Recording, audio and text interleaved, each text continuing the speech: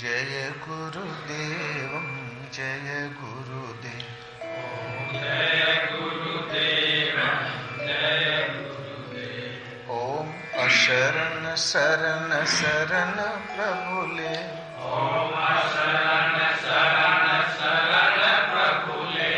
ओम जय गुरुदेव जय गुरुदेव ओम जय गुरुदेव जय गुरुदेव। गुरु राखहि जो कोप विधाता गुरु राखहि जो कोप विधाता। गुरु रूठे नहीं को जग त्राता गुरु रूठे नहीं को जग त्राता। गुरु के वचन प्रति तन जाई गुरु के वचन प्रति तन जाई। सपने हूँ सुख मन सुख सिद्धि ताही सपने हूँ सुख मन सुख सिद्धि ताही। ओम जय गुरुदेव जय गुरुदेव ओम जय गुरुदेव जय गुरुदेव। बोलो श्री गुरुदेव भगवान की जय। हर्ष शोक नींद भय भूख प्यास सब ही के और मनुज देह सुर साधु सराहत सो स्नेह सिय पी के। चराचर जगत में हर योनि में हर्ष है शोक है भूख है प्यास है भोग है विलास है, किंतु मनुष्य शरीर में कोई विशेषता है तो केवल एक, जो संतों ने जो बड़ी लंबी सराहना की है, देवताओं ने जिन्होंने सराहा है, उसका केवल एक कारण सो स्नेह सिय पी के।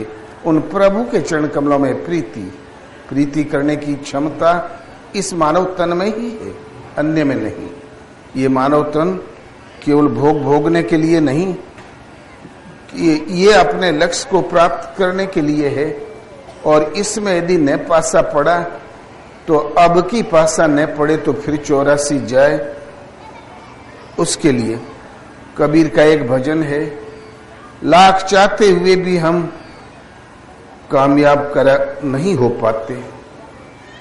जब भजन में प्रवृत्त होते हैं तमाम रीत रिवाज सामने आ जाता है। एक एक रीत रिवाज का भार चुकाते चुकाते समय समाप्त हो जाता है। कबीर का इसी आशय का एक भजन है, तो खो दिहले बाबा खोय दियो बाबा उमर सब धोखा में। खोय दियो बाबा उमर सब धोखा में। 12 वर्ष बलापन बीत्यो ओ 20 में ज्वान भयो। 30 वर्ष पर माया प्रेरी देश विदेश गयो रे उमर सब धोखा में। खोय दियो बाबा उमर सब धोखा में। वर्ष 40 अंत जब लागा मोह भयो नित नयो। धनवा धाम पुत्र के कारण, धन चाहिए घर चाहिए पुत्र की प्रगति। धनवा धाम पुत्र के कारण नित नव सोच भयो रे उमर सब धोखा में। खोय दियो बाबा उमर सब धोखा में। वर्ष 50 कमर भई टेढ़ी बूढ़ो खाट पड़ो। लड़का में हैरी बोली बोले बूढ़ो मरी न गयो रे उमर सब धोखा में। खोय दियो बाबा उमर सब धोखा में। वर्ष 60 70 के भीतर केस सफेद भयो, बात पित्त कफ घेर लियो तब, नैनो से नीर बहोरे उमर सब धोखा में, खोय दियो बाबा उमर सब धोखा में।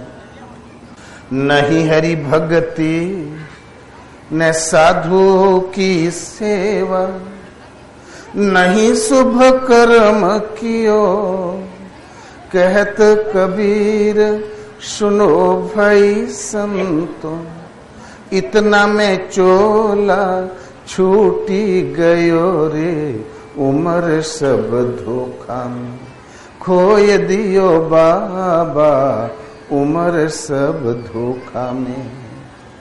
सब उम्र धोखे में बीत गई। हमने जानबूझ के तो कुछ नहीं किया, धोखे ही धोखे में उम्र बीत गई। जहां जन्म हुआ तो मम्मी है, पापा है, मौसी है, मौसा है, भैया है, भौजी है, इस तरह उड़ता चला गया। फिर खिलौनों में उलझ गया, मचल गया कि मेरा खिलौना तोड़ दिया। और बड़ा हुआ तो फिर शिक्षा आई। 12 वर्ष तो बालपन में ही बीत गया। 20 में जहां जवान हुआ तो चारों तरफ दृष्टि दौड़ाने लगा। 30 वर्ष पहुंचते पहुंचते माया ने धर दबोचा।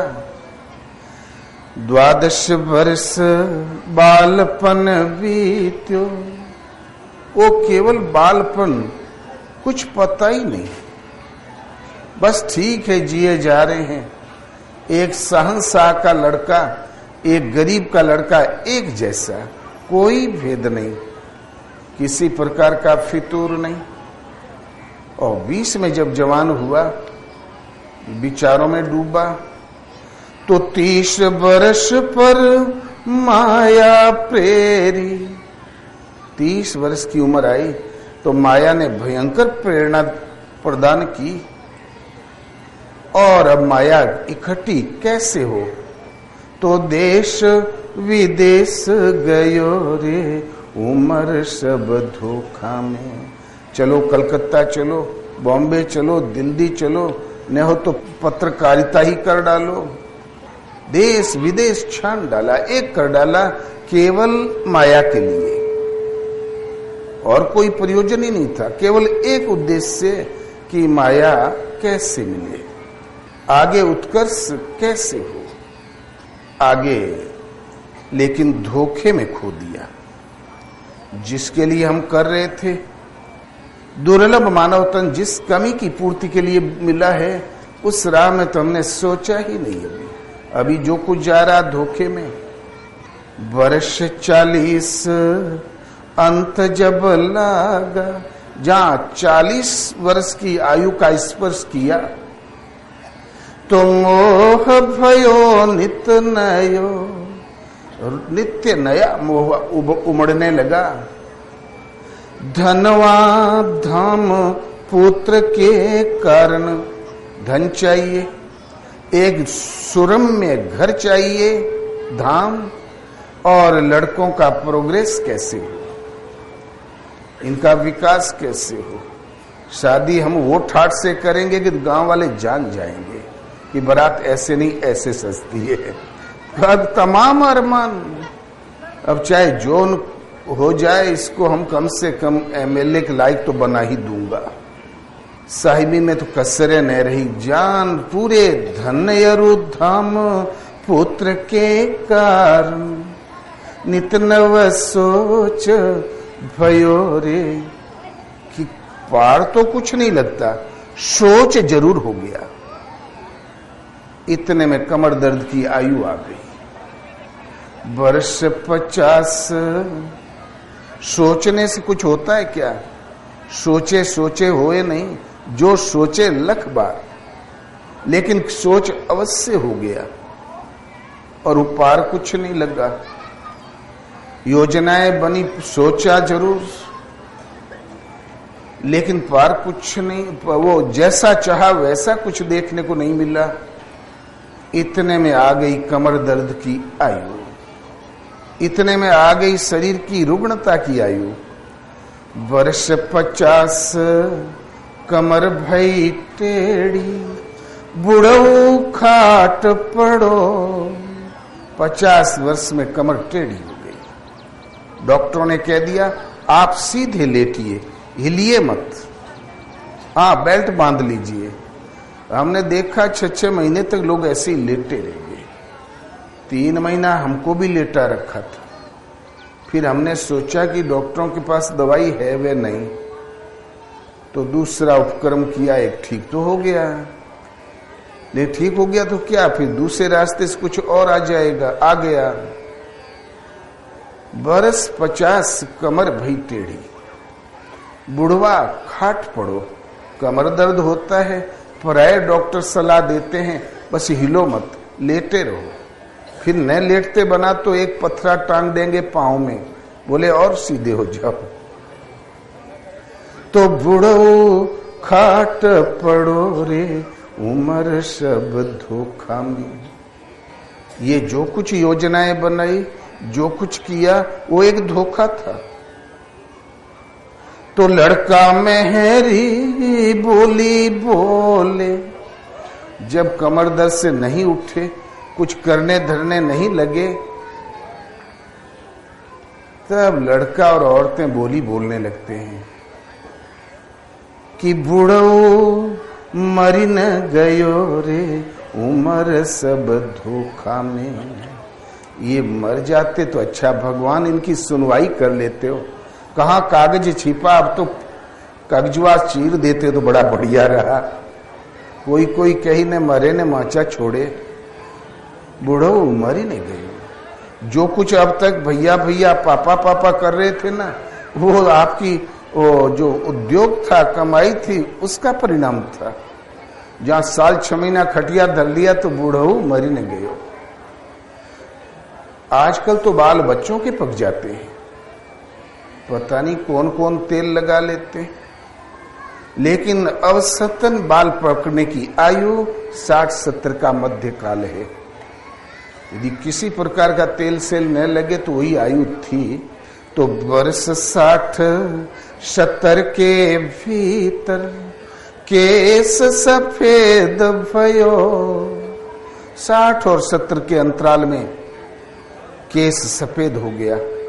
केस ही भर सफेद नहीं हुआ, वात पित्त कफ घेर लियो तब, नैनों से नीर बहोरे, उम्र सब धोखा में। शरीर की गांठ गांठ में तो बात घेर लिया, कंठ पर कफ जकड़ लिया और सीने में पित्त ने दर्द दबोचा, बस उम्र समाप्त। ये गाड़ी, शरीर की मशीनरी सेकंड हैंड नहीं, 4th हैंड चली गई, चौथापन में चली गई। आंखों में आंसू के अलावा कोई इलाज नहीं बचा। बात पित्त कफ घेर लियो तब, नैनों से नीर बहोरे, उम्र सब धोखा में। प्रभु हमसे कुछ भी पार नहीं लगा। इतनी खटनी खटी, इतना परिश्रम किया और उसका परिणाम नतीजा कुछ भी नहीं। जिनके लिए खटे वो बोले बोली, और जिस शरीर पर गर्व था वो गांठें जकड़ी है, सीना पित्त से जकड़ा है, कंठ कफ से जकड़ा है, बस हिलने डुलने की जगह ही समाप्त। सिवाय अश्रुपात पश्चाताप के और बचा ही क्या। आखिर हमें करना क्या चाहिए था? हरि की भक्ति, संतों की सेवा। तो नहीं हरि भक्ति न साधु की सेवा, नहीं शुभ कर्म कियो, कहत कबीर सुनो भाई संतों, इतना में चोला छूटी गयो रे, उम्र सब धोखा में। नहीं तो हरि की भक्ति की और न संतों की सेवा। भजन एक भगवान का ही किया जाता है। प्रभु का एक नाम हरि, जिस पर अनुग्रह करते हैं उसका शुभ सब हर लेते हैं और बदले में अपना स्वरूप प्रदान कर देते हैं। इसलिए भगवान का, परमात्मा का एक नाम हरि है। भगवान के अनंत नाम है। आप सुबह से शाम तक रटो, आयु पर्यंत रटो, किंतु संपूर्ण नाम एक भी नहीं है। भगवान अनिर्वचनीय है, वाणी से निर्वचन नहीं किया जा सकता। विविध एंगल से उन प्रभु को संबोधित करते चले आ रहे हैं महापुरुष लोग। सर्वस्व को हर लेते हैं, बदले में स्वरूप प्रदान कर देते हैं। इसलिए हरि सबका भरण पोषण करते हैं। तो प्रभु संपूर्ण विभूतियों से युक्त है। तो विभु ओम, ओ माने वे अविनाशी परमात्मा, अहम माने आप स्वयं, जिसका निवास आपके हृदय देश में है। ओम गाड़ीवान, पीलवान, दौड़ीवान, दौड़ी का संचालन करने वाला, गाड़ी का संचालन करने वाला। ऐसे ही परमात्मा का एक नाम है भगवान। भक्त कहते हैं त्रिगुणमयी प्रकृति को।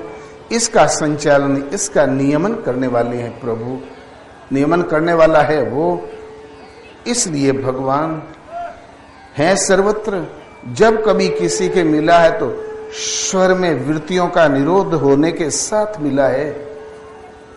इसलिए जहां श्वास में वृत्ति का उठा पटक, वृत्ति का उत्थान पतन शांत हुआ, भले उद्वेग उठते हैं न बुरे, जहां वृत्ति शांत प्रवाहित हो गई, इसका नाम है स्वर निरोध।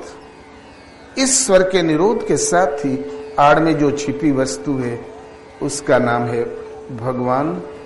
इसलिए ईश्वर, यह स्वर, स्वर के निरोध के साथ ही आड़ में छिपी सत्ता है। इसलिए और तब उपलब्धि है उन प्रभु की।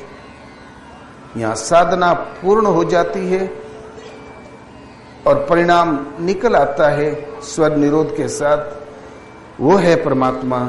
इसलिए ईश्वर अंतःकरण के अंतराल में सदा निवास है। आत्मा सब में रहते हुए सबसे परे है। परमात्मा, पर आत्मा। इस प्रकार आप जीवन पर्यंत कहते जाओ। विविध एंगल से उनको संबोधित किया जा रहा है। संपूर्ण नाम तो एक भी नहीं।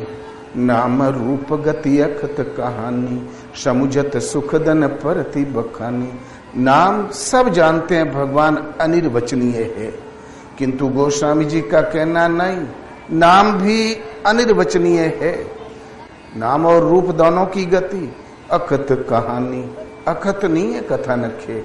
समझत सुखदन जाति बखानी, समझने में सुखदायी है, वर्णन नहीं किया जा सकता। ऐसी परिस्थिति में प्रभु का हम भजन ही कैसे करें? जो उन प्रभु को पुकारें, सीधा उनको संबोधित करें। ऐसे कोई 2-2.5 अक्षर का नाम ओम अथवा राम, जो सीधा उन्हें पुकारता हो, उस नाम का जाप करना चाहिए और उसके अर्थ सर्वोच्च परमात्मा में श्रद्धा स्थिर करनी चाहिए और उसकी भजन की जागृति के लिए सद्गुरुओं संतों की सेवा करना चाहिए। यही एक रास्ता है। तो नहीं हरि भगति न साधु की सेवा, न तो हरि की भक्ति की और नहीं संत की सेवा। नहीं हरि भगति न साधु की सेवा, नहीं सत्य कर्म कियो। सत्य की राह पर तो हमने विचार ही नहीं किया, सोचा ही नहीं। न कभी दान पुण्य हुआ, नहीं कभी कोई उस राह में विचार आया। नहीं सत्य कर्म कियो, न स्वाध्याय न धर्म कर्म न तीर्थ। कहत कबीर सुनो भाई संतों, कबीर कहता संतों ध्यान दो। इतना में चोला छूटी गयो रे, उम्र सब धोखा में खोय दियो बाबा, उम्र सब धोखा में। इतना में चोला छूट गया। जिस कमी की पूर्ति के लिए दुर्लभ मानव तन मिला, उस राह में हम कुछ कर ही नहीं पाए, सोच ही नहीं पाए। भगवान राम कहते हैं, एक बार सभा बुला दिया एक बार रघुनाथ बुलाए, गुरु द्विजपुरवासी सब आए। गुरु आए, द्विज आए, संपूर्ण पुरवासी आए। और भगवान ने कहा, सारे जनपद के नागरिकों ध्यान से सुनो कि सुनहु सकल पुरजन मम बानी, कहूं न कछु ममता युरियानी। कोई ममता हृदय में लाके नहीं कह रहा हूं। कदाचित कोई वाक्य अनर्गल निकल जाए तो मना कर देना, मान जाऊंगा। जो अनीति कछु भाखों भाई, तो मोहि बर जेऊं भय विसराई। यदि कोई अनर्गल अनुचित वाक्य निकल जाए, भय भुलाकर मना कर देना, संकोच मत करना। आखिर कहा क्या? तो बड़े भाग्य मानस तन पावा, सुर दुर्लभ सद ग्रंथ निगावा। साधन धाम मोक्ष कर द्वारा, पाई न जे पर लोक समारा। बड़े भाग्य से मानव तन मिला, ये साधन धाम है। साधन ऐसा नहीं कि जब आश्रम में पूछा जाता कैसे आए, बोले साधन से आए, बस पकड़ के आए।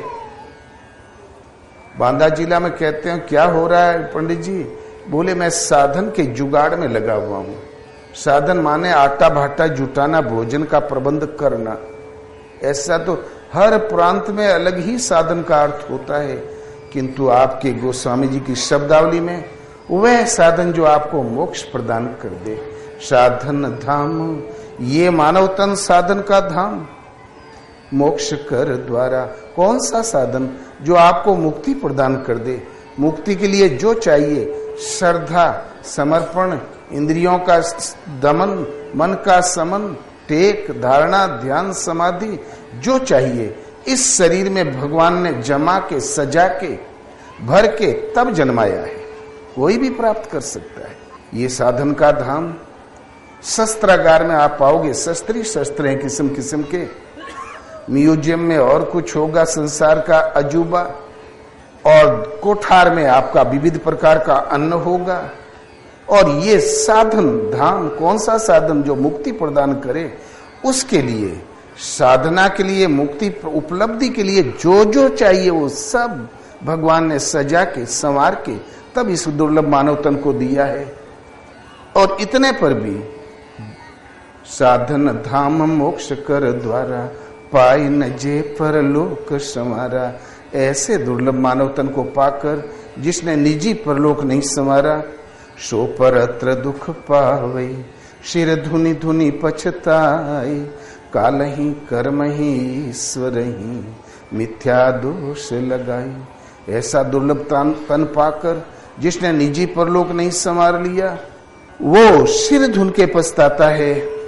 आंसू के अलावा उसके जीवन में कुछ भी नहीं बचता। काल, कर्म और ईश्वर को व्यर्थ दोष देता है। मनुष्य 2-3 बहाना करता ही है कि कर्म में नहीं लिखा, कर्म को दोष देना, समय अनुकूल नहीं है, काल को दोष देना, करता धरता भगवान है, वो कराते ही नहीं, ईश्वर को दोष देना। किंतु प्रभु राम स्वयं कहते हैं, यदि दुर्लभ मानव तन मिला और निजी परलोक नहीं संवार लेता, तो काल ही कर्म ही ईश्वर ही, मिथ्या दोष लगाई। वो दोषारोपण व्यर्थ है। यही तन कर फल विषय न भाई, स्वर्ग हूं स्वल्प अंत दुखदाई। इस तन का फल विषय नहीं, विषय की पराकाष्ठा कहां तक? स्वर्ग तक। कदाचित स्वर्गी में ऐश्वर्य भी मिल गया तो अंत दुखदाई। वो स्वर्ग मिलेगा जरूर। उसकी आयु के दिन जहां पूरे हुए तो स्वर्ग तो खिसक जाएगा। जो स्वर्गीय सिंहासन पर बैठे थे वो सिंहासन तो गोल हो गया, क्योंकि उसके आयु के दिन पूरे हुए। और आ जाओगे फुटपाथ पर, दुख नहीं होगा क्या? अंत में आपके लिए दुख का ही आरक्षण है और कहीं कुछ नहीं। भगवान कृष्ण कहते हैं, अर्जुन मुझे नियत विधि से भजकर लोग स्वर्ग की कामना करते हैं, मैं देता हूं। वो अवश्य इंद्रपुद को भोगता है, किंतु तेतम भुक्त्वा स्वर्ग लोकम विशालम, वो विशाल स्वर्ग लोक का उपभोग करते हैं। पुण्य क्षीण हो जाने पर वहीं गिर जाते हैं। जहां से चलना आरंभ किया था। फिर फुटपाथ पर आ गया, फिर भिखारी का भिखारी। बेशक वो नष्ट हो जाएगा स्वर्ग, नश्वर ही तो था, नश्वर ही तो आपने मांगा था। जब तक उसकी आयु थी तब तक रहा, फिर आम सड़ गया तो कोई क्या करे। इतना ही है अस्तित्व स्वर्ग का, इसके आगे कहीं कुछ नहीं। किंतु वो स्वर्ग अवश्य नष्ट हो जाएगा, किंतु उस भक्त का कभी विनाश नहीं होता, क्योंकि मेरे पथ में बीज का नाश नहीं, आरंभ का नाश नहीं। यदि स्वल्प अभ्यास भी पार लग गया, उस पुरुष का किसी जन्म में कभी विनाश नहीं होता, बल्कि उस थोड़े अभ्यास के प्रभाव से हर जन्म में वो अभ्यास ही करता है। कुछ एक जन्म के अंतराल से वहां पहुंच जाता है, जिसका नाम परम गति है, परम धाम है। सदा ही सत्संग का कढ़ा पढ़े से सत्संग का कढ़ा महान होता है, उसका ज्ञान वास्तविक होता है, उसकी जानकारी प्रैक्टिकल होती है। जगतानंद आश्रम में एक इंजीनियरिंग फर्स्ट पोजीशन पास होके लड़का पहुंचा कानपुर का। हमने कहा तुमने इंजीनियरिंग किस में किया? बोले वनस्पति में। हम बोले वनस्पति का जरा नाम तो लो। तो चावल, मटर, गेहूं, अमरूद, आम। तो हम ले गए बगीचा में, तो मटर का पौधा दिखा के हमने कहा ये क्या है? तो चश्मे से देखा, बोले आम। तो फिर सरसों का पौधा दिखा दिया, ये क्या है? बोले अमरूद। कागजों की पढ़ाई और प्रैक्टिकल में बड़ा अंतर होता है। पढ़े से कढ़ा महान होता है। सत्संग में जिसने पढ़ लिया उसको लिए इसके लिए सृष्टि में कहीं किसी पढ़ाई की आवश्यकता नहीं रहती, सब कुछ जान जाता है। एक मौलवी साहब और नमाज पढ़ के जब उठे तो दाढ़ी पे हाथ फेर के बोले, या खुदा तेरी खुदाई का हाल तो तू ही जानता है। तो पीछे एक किसान हर कंधे पे रख के चला जा रहा था, वो रुक के बोला, क्या कहा मौलवी साहब? मौलवी बोले, तुम अनपढ़ गंवार मूर्ख आदमी क्या समझोगे उन बातों को? बोले, अरे ऐसी बात नहीं मौलवी साहब, खुदाई भर खुदाई का हाल नहीं जानते, हम भी जानते हैं खुदा की खुदाई का हाल। बोले, अच्छा तुम जानते हो खुदाई का हाल? बोले, विश्वास नहीं हो तो शर्त लगा लो। मौलवी साहब ने सोचा सुबह सुबह बढ़िया फंस गया। बोले, ठीक 1000 रुपए की शर्त। जहां पना के सामने हो गई पेशी। बोले, भाई हाँ तुम बताओ खुदा की खुदाई? बोले, हजूर उतना बड़ा करिश्मा देखने के लिए थोड़ा तो श्रम करना ही पड़ेगा। नावें आ गई, अब चंबल में चली नाव। नर्मदा से घुमा के जब चंबल की राह पकड़ी नाव ने, भयंकर बीहड़, बर्बर डाकुओं का अड्डा। जब उधर नाव चली तो बादशाह ने कहा, अरे कहां फंसा दिया, कहीं मरवा तो नहीं देगा? बोले, हजूर थोड़ा सा गम खाए, करीबी है। जब भयंकर बीहड़ में पहुंचा तो 500 फीट ऊंचा टीला, फिर 500 फीट गहरा गड्ढा, हर 200 फीट पर यही दृश्य था वहां पर। फिर गड्ढा, फिर टीला, फिर गड्ढा, फिर टीला। जब देखा तो बोले, हजूर ये है खुदा की खुदाई। न मौलवी साहब के पापा ने खुदवाया है, ना आपके पूर्वजों ने। तो बोले, यार ठीक कहता है, अजीब करिश्मा दिखाया। कोई मनुष्य चाहकर ये खुदाई तो नहीं कर सकता, ये करिश्मा तो खुदा ही का है। देखो ना क्या दृश्य बना दिया। मौलवी साहब हार गए, 1000 रुपया देना पड़ा। मौलवी साहब सोचे, एक वज्र गंवार से हम हार गए। तो दूसरी बार फिर भाषा बदल के बोले, हे परमात्मा, आत्मा का हाल तो तू ही जानता है। तो उस किसान को सुना के किसान आया, बोले, क्या कहा मौलवी साहब? आत्मा का हाल परमात्मा ही भर नहीं जानते, हम भी जानते हैं, और आपके आत्मा में मन में क्या वो भी जानते हैं। तो बोले, शर्त लगा लो। तो मौलवी साहब ने कहा 2000 की, 1000 पहले वाला मिल जाएगा, 1000 मुनाफा। जब बादशाह के सामने पेशी हुई, बादशाह ने कहा, यार तुम विचित्र आदमी हो, हाँ बताओ फिर इस वक्त मौलवी साहब के मन में क्या है? जहां पना को शहजादा नसीब नहीं था, उसके लिए सारे मियाँ मौलवी और सब मस्जिदों में घोषणा करवा रखी थी, परवरदिगार से इबादत करो तो हमें एक शहजादा नसीब हो। और वो जो मौलवी साहब थे वो उसी दरबारी मस्जिद के मौलवी थे, उनको खास कर कह रखा था। किसान को मालूम था। किसान ने कहा, हजूर, मौलवी साहब के मन में क्या इस वक्त बल्कि हर समय एक ही भावना रहती है कि जहां पना को एक शहजादा नसीब हो, पुत्र रत्न की प्राप्ति हो और राज्य का उत्तराधिकारी मिल जाए, मैं भी मालो माल हो जाऊं। इस वक्त तो केवल यही एक बात इनके मन में है। बादशाह गदगद हो गया, लड़के का नाम सुना। कहिए मौलवी साहब, कहिए मौलवी साहब, क्या आपके मन में ये बात है? यदि न कहे तो गर्दन कट जाए। क्यों रे गद्दार, इसीलिए हम तनख्वाह देते हैं क्या? बोले हाँ हजूर, यही बात है। फिर पा गया पैसा। पढ़ा से कड़ा बड़ा होता है। गोस्वामी जी कहते हैं, मति की रति गति भूति भलाई, जब जेहि जतन जहां जेहि पाई, सो जानब सत संग प्रभाव, और लोकहु वेद ने आने उपाओ। मति सद्बुद्धि, मति कीर्ति, विजय और विभूति जब कभी सृष्टि में किसी ने पाया है, सो जानब सत्संग प्रभाव। न लोक में और कोई तरीका है, न वेद में और कोई तरीका है। वेद में भी कुछ नहीं है, पहले संत संग तब सत्संग। यही सत्संग की परिभाषा है मानस में, गीता में, सर्वत्र। जब कभी किसी ने पाया तो इन संतों की संगत से पाया है, और कोई उपाय ही नहीं। तो पढ़े से कड़ा महान होता है। इसलिए नहीं हरि भक्ति, न साधु की सेवा, नहीं सत कर्म कियो, और कहत कबीर सुनो भाई संतों, इतना में चोला छूटी गई। करण दानी था।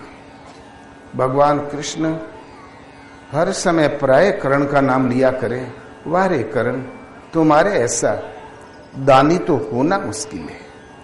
करण साधुवाद, तुम्हारे गुरु धन्य, तुम्हारे माता पिता धन्य, तुम धन्य करण। करण साधुवाद, तुम्हारा दान ऐसा दानी तो कदाचित ही संसार में जन्म लेता है। अर्जुन को ये बात अखर रही थी। एक दिन अर्जुन बोला, भगवान युधिष्ठिर किस माने में करण से पीछे है, उनसे कोई मांग ले तो अपना राज्य दे दे, वो धर्मात्मा है। माना कि कर्ण में एक गुण है दान, किंतु धूर्तों की संगत करता है, धूर्तों के जैसी चाल चलता है। आखिर जब देखो आप कर्ण की ही तारीफ करते हैं, बात क्या है? भगवान ने कहा, अर्जुन इस प्रश्न का उत्तर हम फिर कभी देंगे। बात आई गई हो गई। भगवान ने वो चर्चा ही बंद कर दी। 4-6 महीने बाद जब वर्षा ऋतु आई, 7 दिन तक झड़ियार लग गया, आसमान से बूंद नहीं टूट रही थी।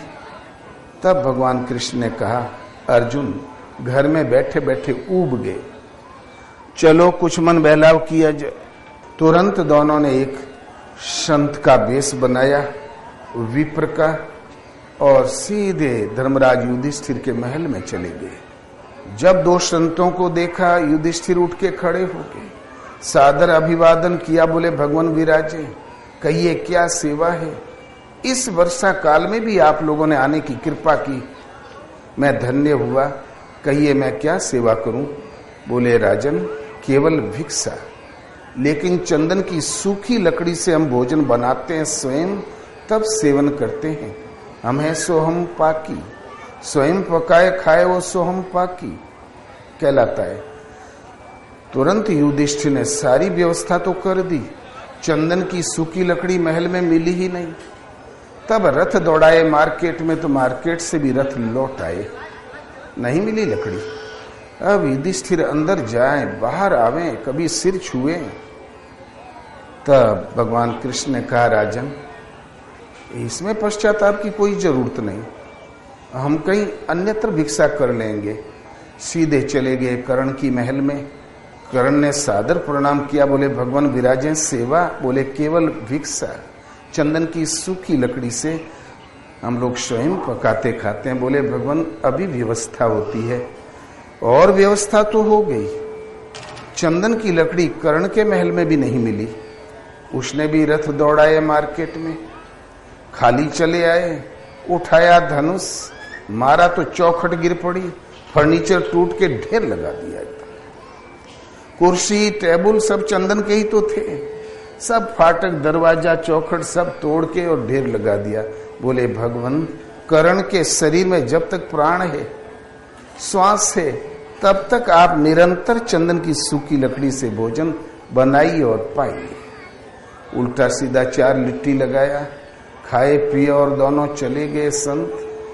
शाम को अपने वेशभूषा में जब युधिष्ठिर के पास पहुंचे तो युधिष्ठिर मुंह के बल उल्टे पड़े हुए थे, आंसू बह रहे थे, आंसुओं से तकिया और बिस्तर भीग गया था। बहुत लोगों ने पूछा, राजन हुआ क्या? कोई उत्तर नहीं। इतने में भगवान कृष्ण पहुंचे। बोले, राजन इतना लंबा पश्चाताप, ऐसी क्या भूल हो गई आपसे? तब युधिष्ठिर बोले, केशव केवल इतना हमें बता दो, हमें याद क्यों नहीं आया? इन महलों में आग क्यों नहीं लग जाती? कर्ण से 100 गुना ज्यादा मेरे पास चंदन के फर्नीचर है, मैं देने में कृपण भी नहीं हूं, किंतु मुझे याद क्यों नहीं आया? उसने उन संतों को भोजन करा दिया, मैं अभागा नहीं करा सका। इन महलों में आग क्यों नहीं लग जाती? केशव ये बताओ, मुझे याद क्यों नहीं आया? तब भगवान बोले, जब 4-6 बार रिपीट किया युधिष्ठिर ने, तब बोले, भैया राजन, जिसके जो हृदय में होता है वो समय पर याद आता है, और जो नीति कहती है, राजनीति कहती है, लोकरीत कहती है, राजधर्म कहता है, मर्यादा कहती है, इस तरीके से जो ढकेलुआ धर्म कर्म करते हैं उनको समय पर याद नहीं आता। कर्ण के दान हृदय में बसता है, आप मर्यादा का निर्वाह कर रहे हैं। तब अर्जुन चरणों में गिरा, प्रभु उस दिन का उत्तर आज दिया आपने। इस दृष्टि से तुम वास्तव में कर्ण ही महान है, तो और चीज आप कल पर टालो, लेकिन हरि भक्ति हृदय से होती है, वो कोई बेगारी नहीं, ये फॉर्मेलिटी की वस्तु नहीं, ये आपको अपने घर का रास्ता चल रहे हो आप। प्राप्ति काल में भगवान, प्राप्ति के ठीक दूसरे ही क्षण आप पाओगे अपना धाम, अपना शाश्वत स्वरूप, अपनी सदा रहने वाली समृद्धि और स्थिति प्राप्त कर लोगे। वो आपकी घर का मार्ग है, स्थानम प्राप्ति शाश्वतम, और उसी कमी की आपूर्ति के लिए ये दुर्लभ मानव तन पीला है। तो इसलिए यदि ये नहीं पार लगा तो अब की पासा न पड़े तो फिर 84 जाए। तो भजन एक ऐसी वस्तु है, हृदय से होना चाहिए। ये हमारी कमाई है, और कमाई तो यहीं छूट जाएगी, दोबारा देखने को भी नहीं मिलेगी। विष्णु भगवान ने कहा, नारद जी ने कहा, प्रभु आपका वैकुंठ सुना सुना, इतने महल अटारी पड़े हैं, रहने वाला कोई नहीं, आपको ऊब नहीं लगती अकेले में? बोले, नारद ऊबा तो हूं, चाहता भी हूं कोई आवे, बोले बताने को हो जाए, लेकिन वैकुंठ में कोई आता ही नहीं। नारद ने सोचा, हमें यदि कह देते तो मैं ये वैकुंठ आज भर देता। इतने में भगवान बोले, नारद तू ही हमारी सहायता करो। नारद ने कहा, प्रभु अभी लो, सेवक हाजिर है, आप चिंता न करें, कल भर में मैं फुल कर दूंगा। सीधा जाके कूद पड़ा यहीं बदोही में, शेरवा में, चलिए चलो चलो जल्दी चलो वैकुंठ। बोले, महाराज बिल्कुल तैयार है। तो बोले, फिर उठो। बोले, अब पानी बरसने वाला है, खेती जरा सही कर ले तो चले। जब खेती सही हो गई तो बोले, अब चलो। बोले, जा माड़ काट के घर में तो रख ले, तब चले। इतने में बोले, अब जाड़े का सीजन है, जरा ऊखी का रस पिरवा ले, तब चले। इतने में चोला छूट गया। एक सेठ थे, बोले, भगवान चलो सेठ वैकुंठ। बोले, महाराज आप ऐसे संत ही ये परमार्थिक वचन कह सकते हैं, इतना बड़ा वादा दे सकते हैं, हम बिल्कुल तैयार। बोले, उठो सेठ। तब बोले, जरा मार्च क्लोजिंग कर ले, ये तो लड़कों की बही खाता उलझ जाएगा। जब किलो मार्च बीत गया तो बोले अब लड़का अमेरिका पढ़ने गया है, 3 महीने में आने वाला, जरा उसको देख लें, उसको चार्ज सौंप दे। फिर नारद पहुंचे तो बोले अरे महाराज आपके आशीर्वाद से जहाज से उतरते ही 5-7 जगह से दिखवार आ गए, ये सिर का बोझा है, इस ऋण से ऋण हो जाए, पुत्र ऋण से ब्याह कर दें। फिर आए तो बोले अब चलो सेठ। बोले लड़के की माई कहत रही कि नाती का आगम है, थोड़ा नाती का मुंह तो देख लें। हाँ, इतने में सेठ हो गए मर। नारद सोचे इतना मायावी आखिर गया कहाँ। इतने में लाल के एक कुत्ता उधर से आया, पूंछ हिलाते हुए चूं चूं करके। बोले अरे सेठ अब कौन सुख भोगत हो, जूठा पत्तल चाटते हो, मारे मारे घूमते हो, कभी पुचकारे जाते हो, कभी डंडा भी लगता है, अब कौन सा सुख, चलो। तो बोले नारद जी आप बिल्कुल ठीक कह रहे हैं, हम तैयार हैं, किंतु ये हमारे लड़के हैं, 8 बजे तक सोते हैं, सुबह रात को निर्द्वंद सोते हैं। मैं रात भर जाग के पहरा देता हूं, जिस दिन मैं पहरा नहीं दूंगा उस दिन ये लूट लिए जाएंगे। तो थोड़े अपना धन वगैरह सार संभाल करने की बुद्धि आ जाए तब चलूं। 2-1 बार मोहलत मांगा, कुत्ता भी समाप्त। तब नारद जी आए, बोले अरे यहाँ एक लाल कुत्ता था, वो कहाँ गया? तो लड़कों ने कहा महाराज कुत्ता क्या था, पिता के समान था, उसके रहते हुए हम लोग निश्चिंत और निर्द्वंद थे। जिस दिन से कुत्ता मर गया उस दिन के बाद तो 4 लाख की चोरी हो गई। अब हम लोगों को रातों नींद नहीं आती, जागना पड़ता है, कपारे पड़ता है तो सहूर भी आ जाते। जितना सुविधा दोगे उतना ही लड़कों में घटाव आता है, शिक्षा नहीं मिलती। और मुसीबत ही शिक्षा की जननी है, परिस्थिति ही शिक्षा की जननी है। तो फिर वो तो मर गया। बोले अब कहाँ गया? तो उस समय किसानी बड़ी जोरों पर थी सेठ की, लाइन से 100 हल चल रहे थे। अगली पंक्ति में एक भारी बैल चल रहा था सीना तान के। बोले अरे सेठ नाक कटा है, कंधा सूज गया है, अब कौन सा सुख भोग रहे हो, चलो। बोले महाराज ये जितने बैल हैं सब गड़ियार हैं, मैं आगे ताव से खींचता हूं तो ये भी चाल पकड़ ले, थोड़ा ढंग सीख ले तो लड़कों की खेती ठीक से होने लगे तब चलूं। 2-1 मोहलत मांगा, वो भी मर गया। तब नारद ने सोचा इतना ममत्वी आखिर वो गया कहाँ? तो सर्प हो गया था, खटिया के नीचे थोड़ा धन गड़ा था, वहां कुंडली मार के बैठा था। नारद जी ने सोचा इन मूर्खों को उपदेश देना व्यर्थ है। घर वालों से पूछा क्यों, तुम्हारे घर में सर्प है क्या? बोले अरे नहीं महाराज, रोज कोने कोने में झाड़ू लगता है, पूंछा लगाया जाता है, यहाँ सर्प कहाँ? बोले जरा उस कोने में तो देखो। तो बैठा था फन निकाल के, चिल्ला पड़ी पतोहिया, सब लोग कोई मूसर लेके, कोई तराजू का डंडी लेके और दौड़ पड़े और सट पिटाई शुरू कर दिया। बोले अरे बाप रे, ये तो गुरु महाराज की कृपा रही, बच गए। छोटा वाला लड़का तो इसी खटिया पे सोया था, इस तक्षक का क्या भरोसा। नारद जी ने कहा खूब मारो, खाली 4 उंगल गर्दन और मुंह बचाए रहना। फिर मुंह से कूट के एकदम कचुम्बर निकाल दिया, टांग दिया वहां बबूर के पेड़ में।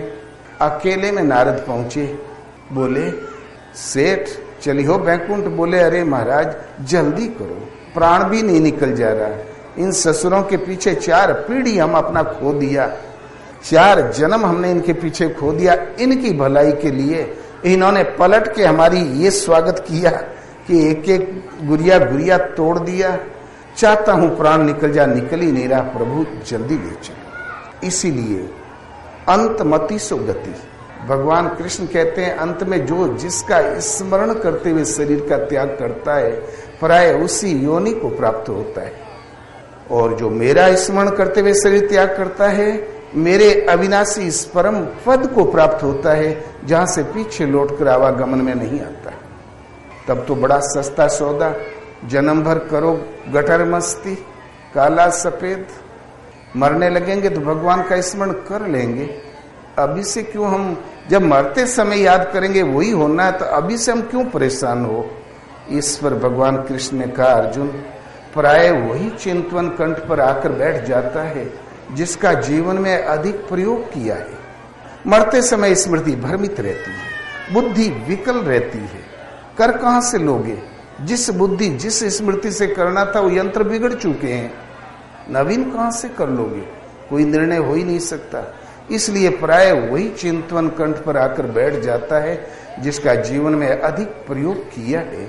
इसलिए अर्जुन तू आज ही से, अब ही से निरंतर मेरा चिंतन कर और युद्ध कर, तो मुझ में निवास करोगे। भला निरंतर चिंतन और युद्ध एक साथ कैसे? अगले ही श्लोक में बताया, अर्जुन सबसे चित्त को हटाकर एकांत देश का सेवन करते हुए गीतोक्त योग विधि को समझकर हृदय में धारण करके मन को सब ओर से समेटकर मुझ में लगा, शिवाय मेरे अन्य किसी विषय वस्तु का नए स्मरण करते हुए निरंतर चिंतन कर और युद्ध कर। एकांत देश का सेवन है, हमें छोड़कर कोई है भी नहीं, पता नहीं हम झगड़ा किससे करेंगे। कैसा है ये युद्ध? जब शांत एकांत में कमरे में बैठ के आप चिंतन में लगते हो तो उस वक्त माइक प्रवृत्ति प्रत्यक्ष ही है, जो अधूरे काम है उनकी लहरें उठने लगती है। जन्मांतरों के संस्कारों की जैसी रीढ़ वैसे वैसे उद्वेग पैदा होने लगते हैं, काम क्रोध मोह लोभ की लहर आने लगती है। इन माइक प्रवृत्तियों का पार पाना युद्ध है, जो एकांत शांत चिंतन में ही संभव है। ये क्षेत्र क्षेत्रज्ञ की लड़ाई है, प्रकृति और पुरुष के बीच में जो दरार पड़ी उसका युद्ध है। एक बार विजय मिल गई, शाश्वत विजय है जिसके पीछे हार नहीं है, सदा रहने वाली शांति और समृद्धि है। तो मरते समय स्मृति भ्रमित, बुद्धि विकल, हम कर नहीं सकते। जिस बुद्धि से हमें निर्णय लेना था वो तो समान विकल हो गई, वो तो विकृत हो गई, कर कहां से लोगे। इसलिए पुरुष को चाहिए कि दुर्लभ मानव तन मिला है, आज ही से, अब ही से, कल तो कभी आता ही नहीं, कदाचित कल आ गया तो आज क्या लाएगा। आज ही से अर्जुन निरंतर चिंतन कर, युद्ध कर। खाना खाते, शौच जाते, पानी पीते, उठते बैठते, सोते जागते, नाम, प्रभु का नाम श्रद्धा और समर्पण के साथ याद आया करे। सोने में सुहागा है, सुबह शाम बैठ के आधा घंटा समय अवश्य देना चाहिए। पूर्वजों ने बहुत नियम रखे, त्रिकाल संध्या, कहीं कहीं महापुरुषों ने 5 टाइम संध्या इबादत, लेकिन महापुरुषों ने रखी है निरंतर पूजा। तो जागत में सुमिरन करे, सोवत में लौलाए, सूरत डोर लागी रहे, तार टूट ना जाए। निरंतर पूजा, ईश्वर के भजन के लिए कोई जगह अपवित्र होती ही नहीं। फूल बिछा लो, सारे भदोई का अतर छिड़क लो, फिर बैठो, जगह वास्तव में अपवित्र है, आप दुर्गंध में बैठे हैं। किंतु श्रद्धा से हृदय में प्रभु के प्रति समर्पण करके यदि आप नाम जपते हैं तो शौच जाते, पानी पीते, खाना खाते, खुरपी चलाते, शुभ करो चाहे अशुभ, जब तक जागते हो याद बनी रहे, नाम याद आया करे, एक परमात्मा में श्रद्धा के साथ याद आया करे। आप भजन को न जानते हुए भी भली प्रकार भजन की पथ पर है। एक सेठ का भजन में इतना ज्यादा मन लग गया कि दुकानदारी चौपट हो गया, घर वाले काऊ काऊ करने लगे। सेठाइन तो घूम घूम के पूरे मोहल्ले में डुगडुगिया बजा डाला। का बताई, हमारे सेठ की तो बुद्धि है भ्रष्ट हो गई, कितना बढ़िया दुकान चलत रही सब नाश कर दिया। पता नहीं कौने मुड़ियन के वहां जा जा के का सीख लिया। सेठ ने गुरु महाराज से कहा, गुरुदेव घर वालों ने तो जीना मुश्किल कर दिया, क्या करूं। तो गुरु महाराज ने कहा, अरे कहीं कहीं दुकान छोटी मोटी खोल ले तो लोगों को, घर वालों को संतोष रहेगा कि अब तो सेठ कुछ कर रहे हैं। ऐसी गलत कुछ जगह पर दुकान खोली जिस गलियारे में लोगों का आना जाना था ही ना, केवल गली भर थी, ऐसी जगह पर दुकान खोला जानबूझ के कि इस रास्ते में कोई जनता का आगमन तो है नहीं। घर वाले सोचेंगे कि सेठ कुछ कर रहे हैं और मैं शांति से बैठ के भजन करूंगा दुकान खोल के।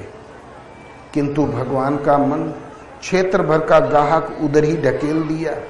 सेठ चाहे 5 साल का बच्चा भेज दो, कभी कच्चा सौदा दे ही नहीं सकते। एक साख जम गई, सारा ग्राहक उसी गली में दिखाई पड़ा। तोलत तोलत शाम को बोले, हे भगवान, कहाँ का पाप प्रकट हो गया, आपका नाम भूल जाना चाहता है। जहां 8 बजे दुकान बंद किया तो लोटा लेके भागे सीधा नाले में। और शौच जाना जरूरी था, नित्य क्रिया जरूरी थी। पहले ही आजकल वाली फ्लैश लेटरिने कहाँ थी। अब नाले में बैठ के भजन भी करे, राम राम राम राम। रात को 12 बज जाए, कभी कभी 1 बज जाए। दिन भर की छटपटाहट कि प्रभु भजन नहीं हो रहा है, प्रभु आपका नाम विस्मृत हो जाना चाहता है।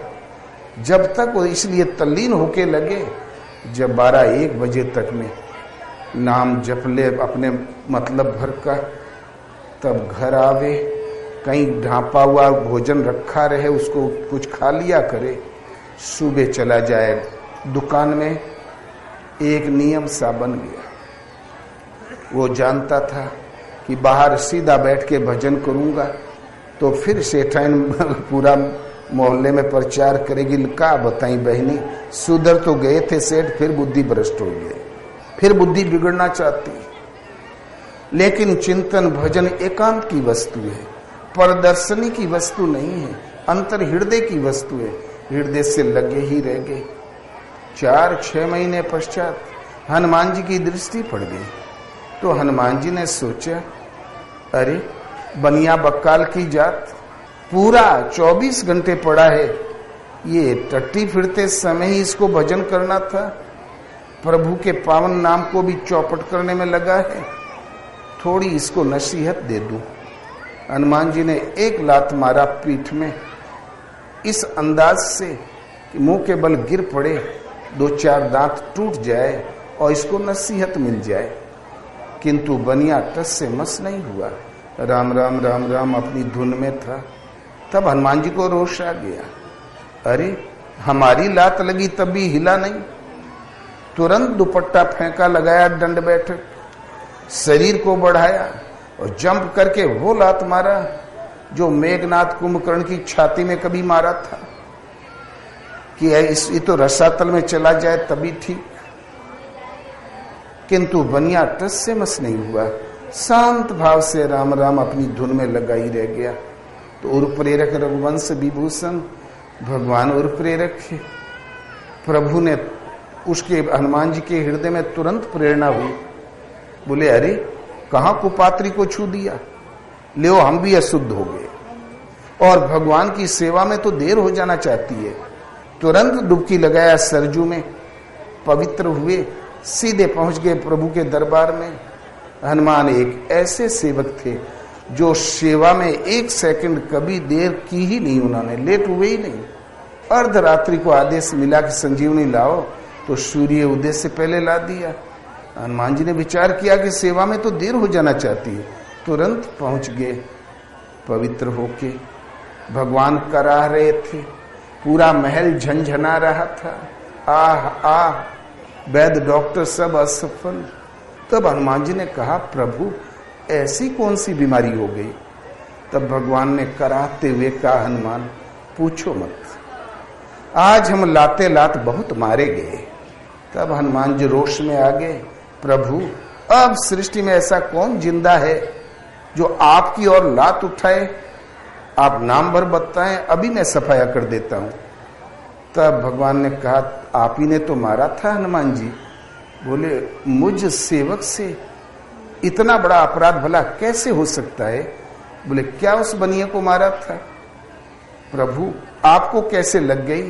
तो जननी जनक बंधु सुत दारा, तन धन भुवन सुहृद परिवारा, सबके ममता ताग बटोरी, मम पद मन ही बांध बर डोरी, जननी माने माता, जनक माने पिता, बंधु माने भाई, सुत, प्रिय परिवार, परम हितैषी, इज्जत प्रतिष्ठा, सब में जो ममत्व के धागे लगे हैं, उन धागों को समेट के मन को रस्सी बना के जो मेरे चरणों में बांध देता है मन को, तो तजी मद मोह कपट छल नाना, मद मोह छल कपट से रिक्त, शपदी करहूं ते साधु समाना।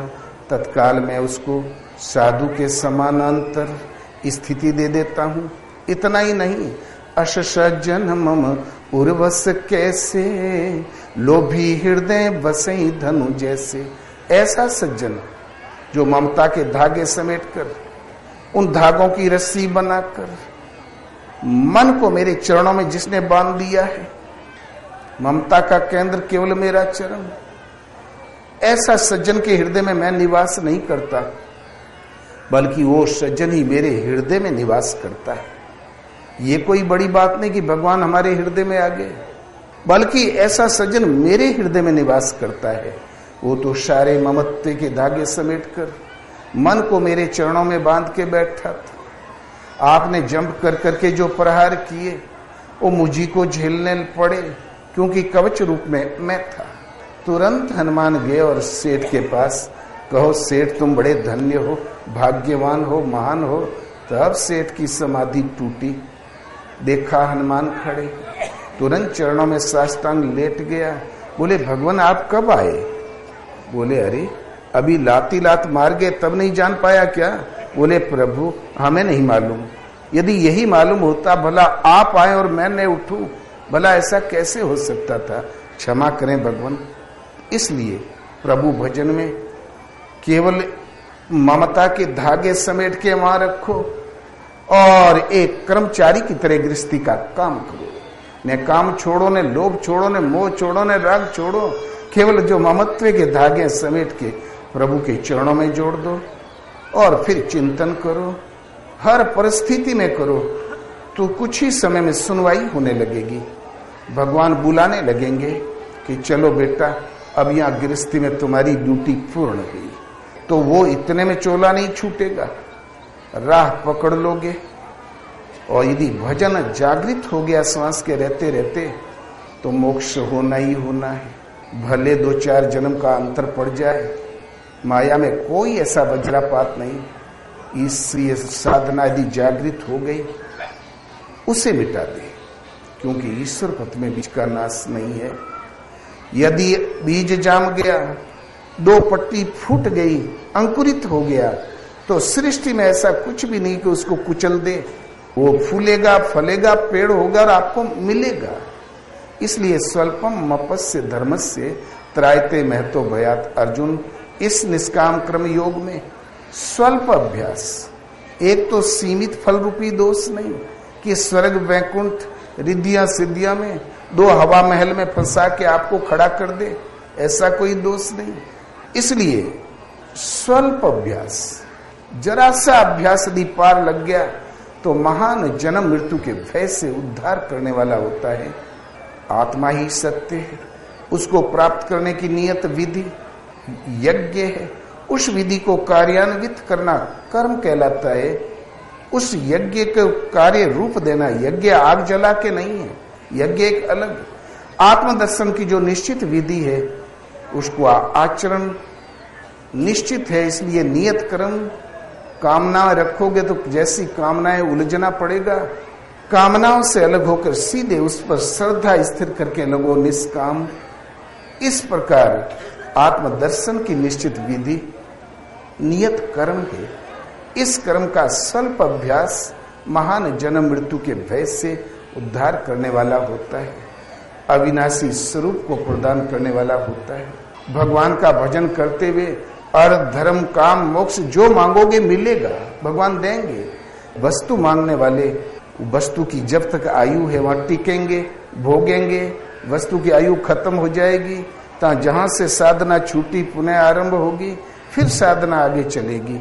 इस प्रकार देर में पहुंचता है, 2-4 जन्म के अंतराल से पहुंचता है, और निष्काम कर्म योगी तीर की तरह सीधा लक्ष्य पर पहुंचता। बस इतना ही अंतर है। तो मांगना है तो भगवान से मांगो, किंतु अब ये दुर्लभ तन मिला है तो इसकी सार्थकता एक ही दिशा में है कि एक प्रभु में दृढ़ संकल्प होकर जो उन्हें पुकारे उस नाम का जाप करो। वैदिक ऋषि ओम का जाप करते थे, भक्तिकालीन ऋषि राम का जाप करते थे। संसार की किसी भी भाषा में 2-2.5 अक्षर का नाम संबोधन है, वो जपा जा सकता है। इसलिए क्यों कि बड़ा नाम वहां श्वास में प्रवेश ही नहीं कर सकेगा, अंत में श्वास से भजन किया जाता है। महापुरुष सृष्टि में कहीं हुआ हो, यदि योग साधना भजन विधि जागृत है तो एक बात कहेगा, कुरान देखने को मिली तो बोले मालिक के नाम के बिना एक भी श्वास व्यर्थ जाती है तो मुर्दा है वो मृतलोक की लड़ी कड़ी है। आपके महापुरुष कहते हैं श्वास श्वास पर नाम कहो, वृथा श्वास जनि खोए, न जाने ही श्वास की आवन हो या न होए। नानक नन्ही हो रहे जैसे नन्ही दूब, आकर गैया चर गई रही खूब के खूब। अपनी दिशी साधु सूची को भा, अपने से तारीफ करके डिग्री डिप्लोमा लेके कौन पवित्र हुआ है आज तक। गुरु महाराज का कहना था, भगवान कहें आत्मा कहें तू साधु है तो तुम साधु हो, दुनिया कहे चैन ने कहे कभी ने कहे तुम सर्वस्व प्राप्त कर लोगे, तुम पूर्ण संत हो। और भगवान ने कहे दुनिया फूल बरसावे किंतु तुम्हें रोने को आंसू नहीं मिलेंगे। इसलिए ज्ञान तखत संतोष बिछौना, अपने पियवा रिझाए लो, अंधेरिया में का करी हो। ये सारे अनंत योनि अंधकार है, अवघट घाट है, मनुष्य योनि में प्रकाश से इसलिए ज्योतिर्मय परमात्मा को प्राप्त करने की विधि है। ऐसे इसमें उजेला है, ऐसे दुर्लभ तन को पाके यदि प्रभु को नहीं रिझा लिया, प्रसन्न नहीं कर लिया तो अनंत योनि तो अवघट घाट, भला वहां क्या कर लोगे, वहां तो बस ही नहीं चलता। इसलिए बोलो श्री राम जय राम जय जय राम। ओम जय सिया राम जय जय सिया राम।